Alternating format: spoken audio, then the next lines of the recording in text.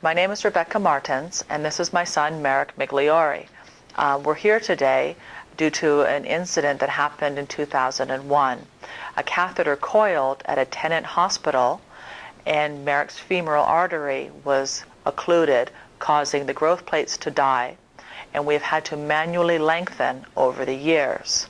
So I'm here today to read a letter that I wrote to Shriners Hospital, and this is the representative, Mark Connolly, their attorney.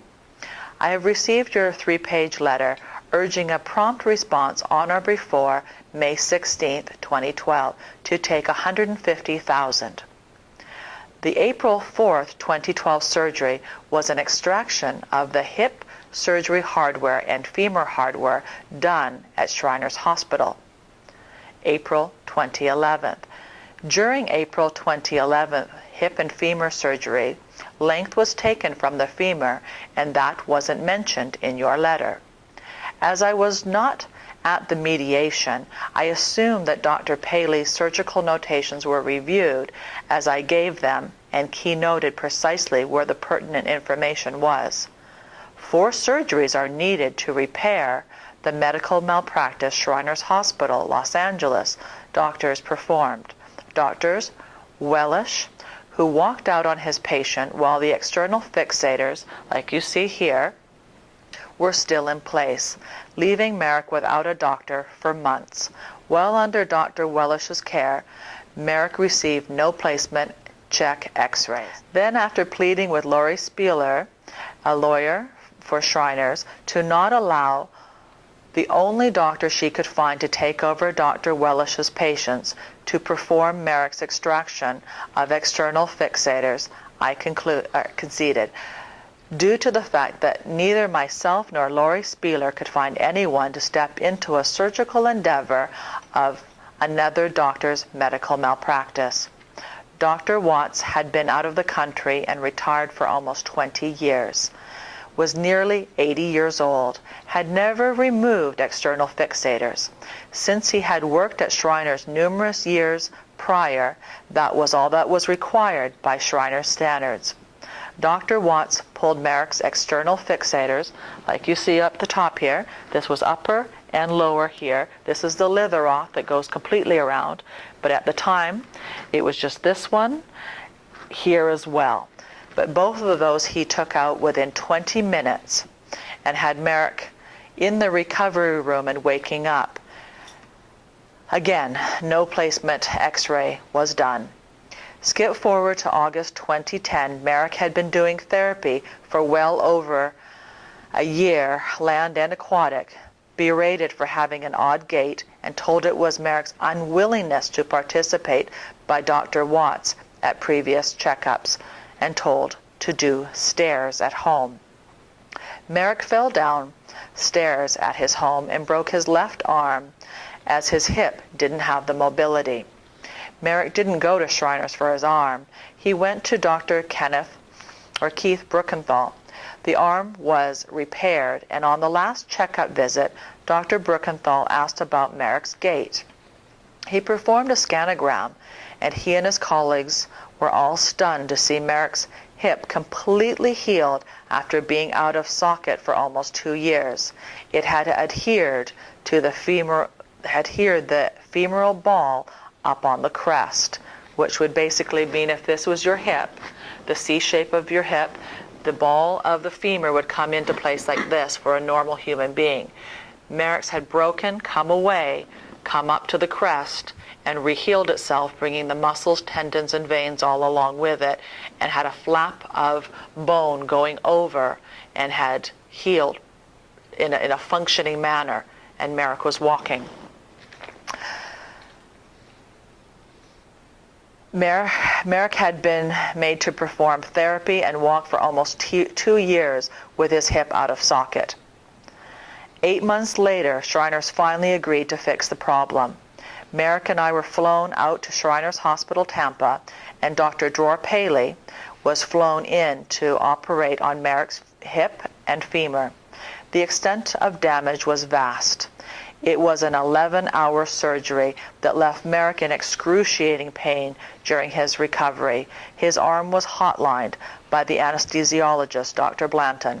Dr. Blanton also left Merrick without adequate pain management from 10 p.m. to 11 a.m. the next day, as he refused to come in. Another anesthesiologist finally came in and repaired the epidural. Merrick was sent home without the ability to walk upstairs. The Balboa Island Fire Department carried Merrick up and down his home stairs for over 30 days. At that point, they red flagged Merrick, and a social worker came into our home demanding we move. I couldn't find a ground floor place fast enough. I could no longer cope. Merrick was then taken into custody from his school and taken to Orangewood, a children's home, for 36 days, until he could walk up and down the stairs on his own. Then the social workers followed up, giving us therapy.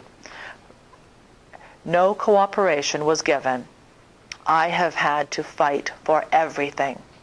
Now, Merrick is lengthening his right leg and hasn't even made up the length lost. Dr. Paley had to cut bone from Merrick's femur, as over the 2 years that the hip was out of socket, the femur bowed. Due to that bowing, the femur was cut and the socket was reworked to be able to house the ball and femur.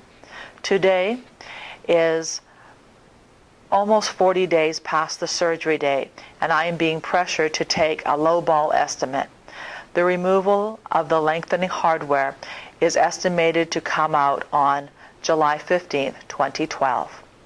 The cost of the hotel we are staying in is beyond our means, at the cost of almost $7,200 for our stay, providing there are no complications and when we don't have to stay longer. The therapy has been cut from 5 days a week to 3 days a week, as I cannot afford it out of pocket. The cost of driving to and from therapy. I sold my vehicle before leaving California and purchased an MV1 here in Florida to accommodate this. Meal costs are higher when staying in a hotel. Friday, I got the printout of costs so far from St. Mary's, and today I will get the cost printout of therapy done, but we know that it well exceeds what they're offering. Now that Merrick is only 5'4", we know that he will grow to be at least 6 feet tall.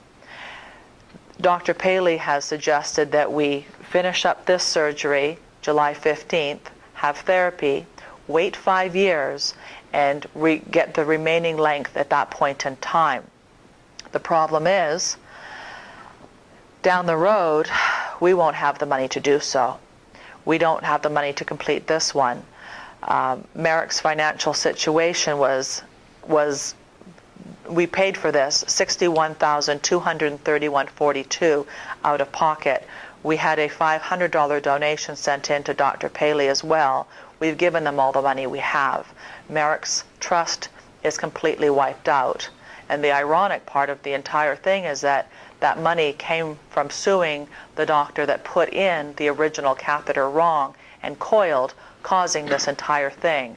That hospital that paid out was owned by Tennant. The hospital now that is fixing Merrick, Dr. Paley works for Tennant.